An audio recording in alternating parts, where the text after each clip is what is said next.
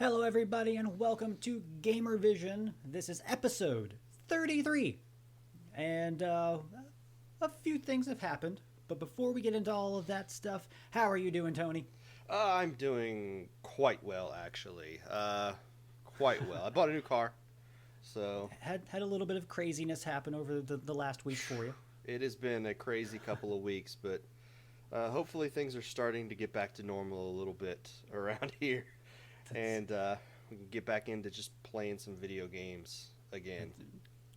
Fingers crossed that the insanity is over there now and Yeah. not here. Yeah, I want it back So- that way, not in front of me. Yeah. So, I saw through the old Twitch that you've been playing a little bit of the Cowabunga collection. I have. That game is, I mean, those games are good.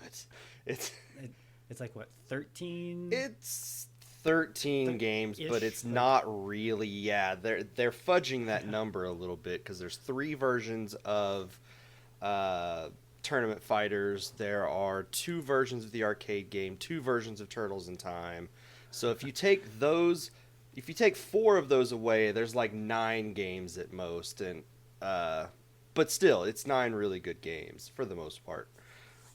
That's Those I've Game been Boy seeing- games, those are bad, but I love them. I mean- Like I absolutely love Fall of the Foot Clan, the first Game Boy game in those Turtles things. It is awful. It takes 30 minutes at most to finish the game, and you can just skip right to the last level if you want because they let you pick from there's 5 levels in the game and they let you pick which one you want to play from the very beginning. But That's seeing well, I guess we could say a little bit of life from Konami. Apparently, they've got some world-loved like game announcement coming up soon. yeah, but they've And said it's not Silent Hill, it's not Metal Gear, and there was one other one that it was not. Castlevania, I think. they- So it's not any of the franchises people care about, but That's I saw something that they renewed the license or the trademark or something for Suikoden. So there's possible I would love to see a collection that has all of the games in one package. yeah. But outside of that, I really don't know what they could like. Maybe Contra. Maybe Is they're that just Konami? they're gonna reboot Pro Evolution Soccer again. That's or maybe we briefly mentioned it before that we started actually filming. EA lost the FIFA license.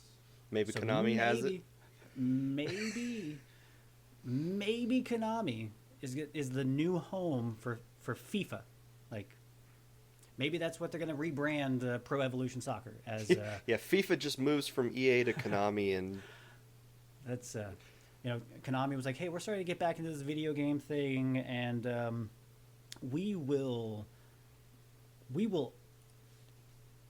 pay more than EA to get this license as we start to rebuild our sunken empire. I mean, they've got a pretty good portfolio of titles that they've been sitting on for a long time. maybe it's So- Dance Dance Revolution. I mean, They're bringing it back. They could do Dance Dance Revolution, Mario Mix 2 or something, just Maybe just it's a Castlevania themed version of Dance Dance Revolution where you get to play as Simon Belmont. I mean it's possible. Like now that they've recouped all of the money and the cost that Kojima had them shell out for so many years. They finally recouped all that and they're like, okay, we can start making video games again and not at that budget. Contra, maybe? I mean, it could. I mean, they could do some. I feel like they could do some kind of like multiplayer thing. I mean, they could do I mean, it would be a good cooperative shooter. Like I just know a they tried side-scroller. Contra not too long ago, and that game was pretty bad. Yeah, but maybe they've seen the error of their ways, and they're like, okay, well, if we're gonna take this seriously now, we need to really buckle down on the quality of these games. But so yeah, I saw that you were playing Cowabunga Collection. I haven't checked that out, but I played a pretty good amount of Shredder's Revenge. I think is what played a lot of that. So it is nice to see that property, coming back to life. Yeah, this is like the first time in about 20 years I've played the proper arcade game. I've always just done the NES version. And going back and playing the actual arcade game, it's a huge difference. Like, those animations are so much nicer, and the movement is so much better in the arcade version than it is on the NES. Not that the NES version of that is a bad game. It is a very, very well done port of the arcade game for the NES. But man, that arcade game is just so good. Just a good nostalgic, feeling to play it. But outside of that, we do have some interesting information that sprang up over the last week, and I'm pretty sure you've probably heard. Outside of the U.S., Sony has increased the price of the PlayStation 5 in pretty much all other major markets that they are currently selling the system, saying that to combat inflation, they're having to increase the price of the system, which is already very difficult for people to find to begin with. Yeah. I've started seeing them a little more often on store shelves. At least here where I live in small town Oklahoma, you can see one on the shelf, and it'll sit there for 2 or 3 days now before it gets sold. So the demand in some areas are starting to dip down. But this, I don't really know what your take is on it, but this is just a very weird, we're 2 years into the life cycle of the PS5 and the Xbox Series X and S. Granted, we really haven't, I don't think any generation has really had to deal with the pandemic that we've had to deal with, and factories and the whole string of distribution issues. I was going to say errors. I guess kind of, but like Microsoft and Nintendo have both. They quickly came out and said we are not increasing the price of our systems. Yeah. So it's kind of weird that Sony's like, we're going to increase the price. It's very weird and very unusual for a company to be like, you know what, we're going to make this thing more expensive. And it's happened twice now in the last month, with Meta increasing the price of the Oculus, and now Sony increasing the price of the PS5. And the weird part of this is that apparently people are doing breakdowns of the new PS5s and are discovering that it might actually be cheaper for them to make this version of the PS5, and they're also increasing the price. So yeah, and at the same time of also announcing more studio acquisitions, because I think a day or two after they made the blog post about increasing the price of the PS5, they announced the acquisition of I think Savage Games, which is like a mobile. It's their the publisher. mobile game publisher that they bought. Yeah. And then it's like, so you're still buying studios now. Granted, they probably I don't know what the dollar amount was for Savage Games, but you're saying that inflation is causing it to be more expensive to make the system. So you're going to increase the price to offset it in all major markets outside of the U.S., which conveniently is the most competitive of the markets. Yeah. And then you're still buying up companies. You're making it cheaper to make, because I saw some of the breakdowns, and like the motherboard is smaller, the heatsink is smaller, the enclosure for the SSD has been reworked. So it's like you made it cheaper to make, and you're increasing the price, which is just Sony, and specifically Jimbo Ryan has really been struggling for a couple of years with this like anti-consumer, kind of like an anti-gamer mentality, and like people have said that, oh well, they've listened and blah blah blah. They've made all these changes, firmware updates, and they've added features and stuff based on what people are wanting. But I mean, it seems like they're really only doing that once there's enough backlash. Yeah. Like the PlayStation Store, being closed down. Like it just, I don't know. It just seems like they just cannot avoid bad press for like the last 2 years, but the system still sells like crazy. Like, yeah, and the other thing about that is it doesn't seem that the Sony fanboys are really pushing back at Sony themselves on a lot of this stuff. It's just, it's so weird to see, especially this far into the life of a system. It'd be one thing if they came out at before the launch and said, you know what, it's going to be this price, and then before the launch of the system they're like, well, things have changed, the economy has gone in the tank and all of this stuff has happened, and that's going to force us to have to increase the price. If that had happened before the launch of the system, that would have been one thing. That would have been some negative PR that they have to fight through, but people would have eventually forgiven them, because the only thing that they do at that point is then they start to lower the price back down, and people will forget that the price had gone up because the price is now going back down. That's I've seen some people drawing the comparisons between Jim Ryan and Don Matrick when he was at the head of Xbox, and I don't think it's quite that bad, but like it just seems like they just cannot avoid bad press. Like I saw some stuff over the last few days of like people who purchased. For me, I still think it's way too soon for a Last of Us remake. Oh, yeah, that is a whole other topic of discussion. Yeah, like which we won't have time to get into that today. But like seeing people posting pictures about like their packages, for the Firefly edition, which was like $100, showing up like damaged and just bent up and stuff, and then Sony saying, "Oh well, we're not going to refund, we're not going to replace. You're just stuck with that." Yeah, it's like these people spent $100 on this product and it showed up in a mangled form like that. To me, I feel like that would be a very easy goodwill PR gesture to be like, okay, well we'll refund a portion of your. We're not going to make any more, but we'll refund a portion of what you spent to kind of make up for it, because it is a limited edition thing. We don't want to make more than what's already made, and we don't want to set that precedent. But we'll refund a portion of what you spent. But instead, they're just like, nope, no refunds, no replacements, and it's like.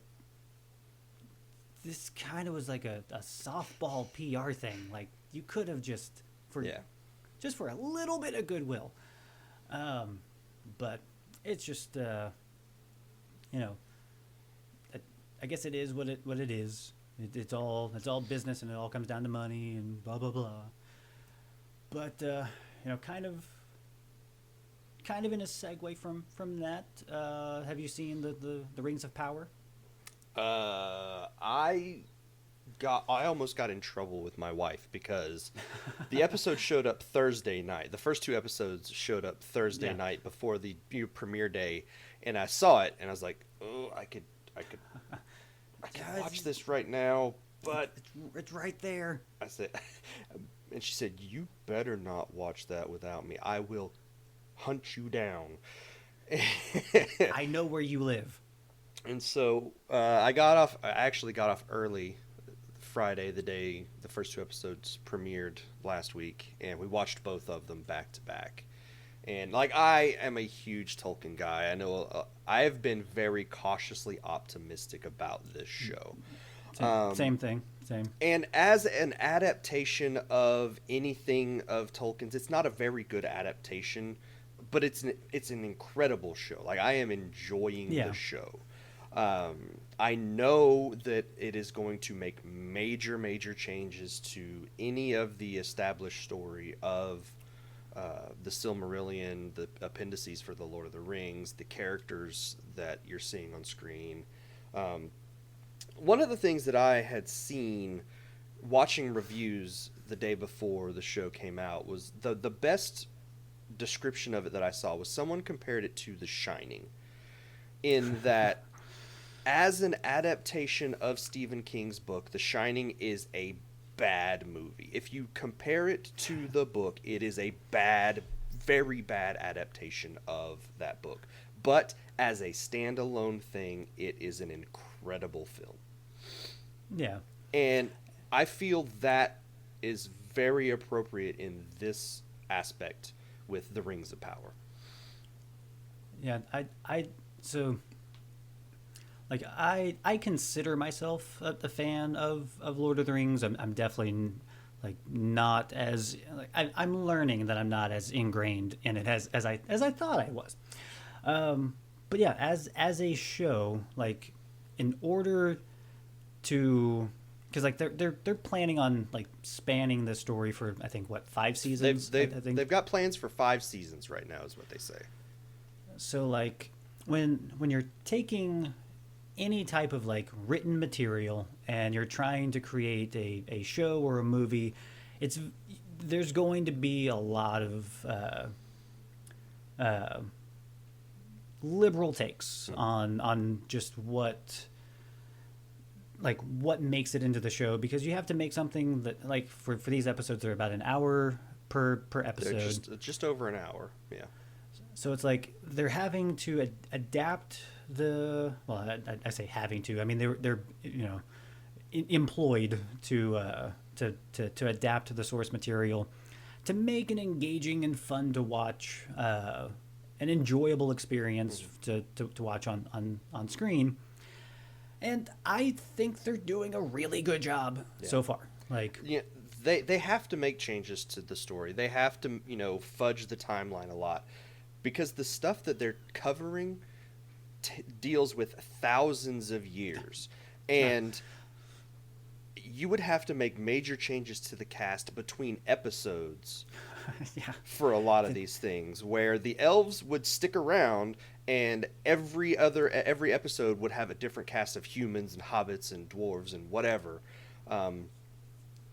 But I enjoyed this very much. My favorite part of this was in episode 2 when Elrond went to Khazad-dûm, where the dwarves live. That few minutes of that was hands down the best. The relationship that they showed between Elrond and Durin the Fourth was so good. You had Durin very upset with Elrond about something, and he didn't know what it was, and you found out that it was just that Elrond hadn't been to visit him in 20 years and missed his wedding and the birth of a couple of kids. And so he was angry with him over that, and then his wife put him in his place and was like, you're acting like a child, basically. And you can see that there is a major friendship. It's very Legolas and Gimli in that fact. This is before whatever it was that happened that the elves and the dwarves ended up hating each other. And the cinematography just gorgeous. Like whether it's above ground, whether it's in mountains or whatever, like it is so gorgeous to look at. And I'm super excited to see more about Galadriel. Like just within those first 2 episodes, like it's like, oh, you are just incredible. Like you were always the I've seen a lot of people complaining about Galadriel being, this one woman super army, and it not being anything like how she actually is. But if you watched The Lord of the Rings and you watched The Hobbit, if this is sticking with the Peter Jackson versions of those, which is, from all that I have heard, they're trying to connect these canonically in some way. Galadriel in The Hobbit and The Lord of the Rings was unbelievably powerful. Yeah, like terrifying power. Like just that one scene. If nobody watched the Hobbit trilogy and they only watched like the on-screen depiction in I think Fellowship of the Ring, like she can just flip a switch and just go psycho crazy power Yeah. and not even think about it. So like, So the idea, I love the idea of a warrior queen sort of Galadriel, and it fits with that character. And I'm hoping that we see something because right now she is not afraid to pick up a sword. I don't no. necessarily like her single-minded, like all I want to do is go find Sauron and kill him. That is a little weird, but yeah, I want to see how she goes from I have no problem picking up a sword and killing everything that I see to the much more not political but and not laid back. She's just I don't know exactly how to explain it, but she's just like much more calm. Yes. Just like she knows her status or her stance, or like she knows her power. Like, well, and she so knows she's the not, time of the elves is ending, and she's going to be leaving Middle Earth very soon. Yeah. So I want to see that journey for Galadriel. And as of filming this episode 3, I think it's every Friday. I could they probably release be an watching episode? it right now. I think they actually put them up on Thursday nights, even though they're technically Friday premieres. Oh. So for the most part, I think the third episode will be out by the time that this, in fact, episode 3 and possibly episode 4 will be out by the time that this episode of GamerVision goes live. But I just think that they're doing a really good job. Like, I don't understand the review bombing. I don't understand why so many people just feel the need to just attack anything that, like, you can be a fan of something and criticize it. That's fine, but like a lot of the review bombing, and it's not just this show. Like, there's it's every show. Like anything nowadays. that has like any amount of hype going into the release has people that seem to be just waiting for day one. They don't even watch it. They don't even play the game. They don't listen to the music or whatever, and they just go out and they just give it ones or zeros or whatever they can just to I guess get attention. But then they get just swallowed up with so many other people doing that. So I don't really understand the review bombing of any real media property. So like, but like I said, I think they're doing a good job. It's definitely something where I hope it goes the 5 seasons, get to see the full story, what they've envisioned, because while it's not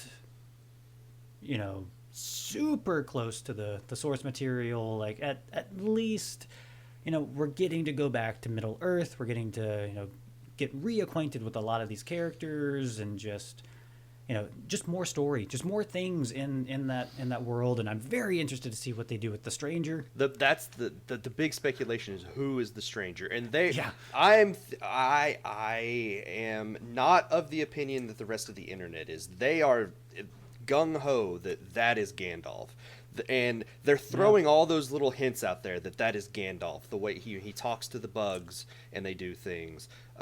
He does. He has the. If he gets stressed or whatnot, because right now I'm assuming he has some form of amnesia. He doesn't exactly know who he is. He can't communicate with anyone because he doesn't speak the language that they all speak. And when he gets stressed, he does that thing where he kind of grows and everything around him gets dark. And they're throwing all these little hints that's Gandalf. I think it's probably one of the other wizards, possibly one of the blue wizards. Like maybe we get to meet them because we've never seen them on screen. They're the only ones who are they're barely mentioned in the books at all, and they've never been seen on screen. I kind of hope it's one of them and we get to see them and their power in Middle Earth. I mean, it would give us a nice look into lore that people probably don't know a whole lot about. I mean, so it would be nice to see something new, and something that hopefully people wouldn't be able to pick apart too much if it's not exactly how it was in the books or whatever. Yeah. But kind of shifting gears a little bit from Rings of Power. one thing that I was just really thinking about over the last few days is just, we're starting to see this this war just kind of reigniting between PlayStation and Xbox, and it tying around Microsoft's acquisition of Activision Blizzard, which we've talked about on GamerVision. But just the realization that we're now getting so close to that finally being done, and the impact it's going to have on Game Pass. Yeah. The amount of games, people are pointing out that over the last month or two, a lot of games have left Game Pass. There hasn't been as many games being added to Game Pass to kind of offset the games that are leaving. But that as soon as this deal is finalized, Microsoft can just flip the switch, and so many Call of Duty games. The realization that we could see World of Warcraft and its expansions added to Game Pass, or at least maybe the PC version. It would be the PC version, probably not the console version. Yeah, they may tie it to the Ultimate tier just so they can kind of eke out a little bit more money off of it, because trying to keep those servers going and trying to merge BattleNet accounts or whatever, or Blizzard accounts, I feel like would be a little costly, but just the realization, for the most part, earlier in the year when the acquisition was announced, I was like, oh yeah, that's a big, that's a megaton announcement. But now that we're getting closer, and just the realization of the games that are going to be made available to Game Pass, and just the ramifications for Microsoft's direct competitor, PlayStation, just that realization is starting to kick in of just how massive of a deal this is. I'll finally be able to play Pitfall on the Xbox. Yes.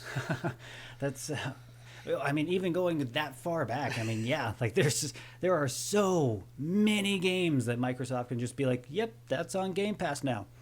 Yeah. The Game Pass is, for better or worse, when all is said and done, Game Pass is going to completely change the landscape of video games. It looks like they're probably going to be the ones that finally usher in that subscription service era for video games. We're starting to see, Sony is just getting into, making PlayStation Plus a thing. Amazon has their subscription service. Google has their subscription service. Netflix has their game subscription service, even though it's awful. Apple has Apple Arcade, kind of. I would love to see Nintendo finally properly jump on the subscription service bandwagon. I'm not a collector of games. There are some that I like to have physically, but I don't collect them. I don't have the space. I don't have the money to be a collector, quite frankly. Everything that I do now is through subscription services, whether it's watching TV, watching movies, listening to music, and a lot of it does go through the Amazon ecosystem with Amazon Music and Prime Video and all of that. So I am on the side that I want to see. While I don't know that I want to see every publisher or whatever have their own subscription service, do something like with Game Pass or with Luna, where you can pick and choose, but everything is together in one place. I don't want to have to go to Amazon and Ubisoft and EA to get all of those different things. I want them all in one place. Even if I have to, pick and choose which ones I want to be able to access them from one place. And that's the thing that makes Game Pass and Luna so appealing to me. I really wish you could do the same type of stuff with Netflix and Hulu and all that, and have one place where you can go to access all of your streaming service content. Yeah, because for the most part, it's there's just kind of looking at Game Pass. Obviously, once the Activision Blizzard thing is cleared and that acquisition is done, there's rumors of them looking to purchase more studios, more companies to add to Game Pass. But one thing that popped up over the last couple of days is just Jim Ryan coming out about how inadequate they feel the deal for PlayStation and Call of Duty. They don't see it as adequate, and essentially what happens, or what has happened, is that Microsoft has stated, for 3 years post the existing contract, Call of Duty will continue being released on PlayStation, feature parity between all platforms. But ultimately, like, when the news broke that Microsoft was acquiring Activision Blizzard, like, this shouldn't really be a surprise or a shock. Like, this shouldn't be something that Sony or PlayStation or Jim Ryan or any of these people, or entities, like, it shouldn't be a surprise. It should be something where this was kind of a known fact. Like, Microsoft was eventually going to pull these properties away from other platforms to sell Game Pass, sell Xbox platforms, get more of the PC market. But like, it's also like, Sony's not exactly hurting for first person shooters. Like, they've had first person shooters in the past that, for better or worse, they really didn't do a whole lot of supporting for. Like, but I just like. And if Sony is worried about Call of Duty being the thing that makes it so that PlayStation can't survive anymore, they need to talk to Nintendo, because Nintendo doesn't need Call of Duty. Yeah, they haven't needed Call of Duty at any point. The last time I think a Call of Duty game was on a Nintendo system, that was on the Wii. And those were not great versions of Call of Duty. They barely sold. Yeah. Like, and Call of Duty is not the game that is going to make or break a system. It might have been at one point, but it is not anymore. Yeah, like, kind of during the 360, PS3, maybe early PS4, Xbox One, Call of Duty would be that franchise that was, carried that much weight to where they, had that much say. But, like, if Sony's really concerned about it, like, they had talented shooter teams under their umbrella that they pulled the plug on, like Zipper Interactive with SOCOM, Killzone. Guerrilla Games with Killzone, Resistance. Insomniac with Resistance. Yeah, like, even going so far as like Siphon Filter. Like, they had teams that were good with first person shooters that they really didn't give a whole lot of support to. Mm-hmm. So I feel like, this is kind of a situation where this is really just kind of Sony's making. Like, Sony has spent so much money on timed exclusives instead of just redirecting that money and just being like, hey, we already have a great first party output. Let's make it better by spending this money on more of our stuff. Yeah. Instead of, well, we're just going to make sure Deathloop and Ghostwire Tokyo, that's not on Xbox for a year. Or we're going to have all this exclusive Call of Duty content that is going to be timed exclusive to PlayStation so that those pesky Xbox players can't get those. It's just this, just as far as a business standpoint, timed exclusive for content is just weird.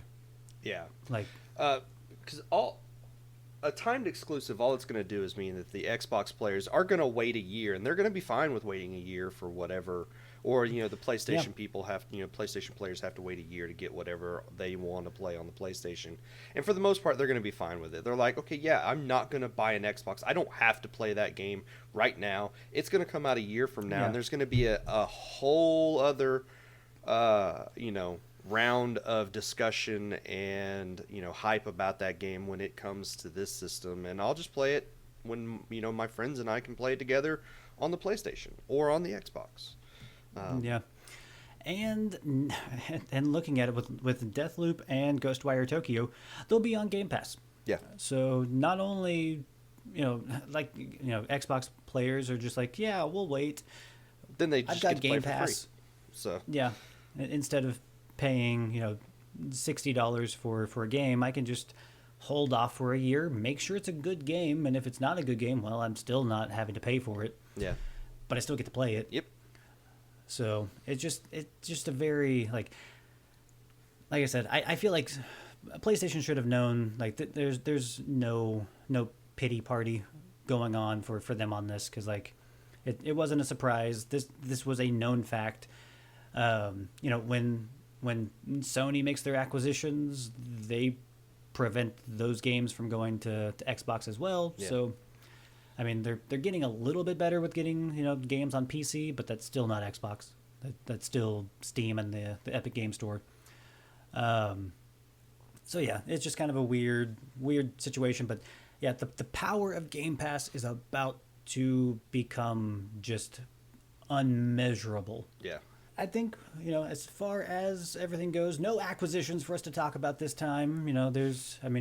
Outside of just kind of bringing back the Activision Blizzard conversation. But, who knows what will happen in about 2 weeks. I think Tokyo Game Show is right around the corner. So hopefully we got some big games to talk about, some big announcements.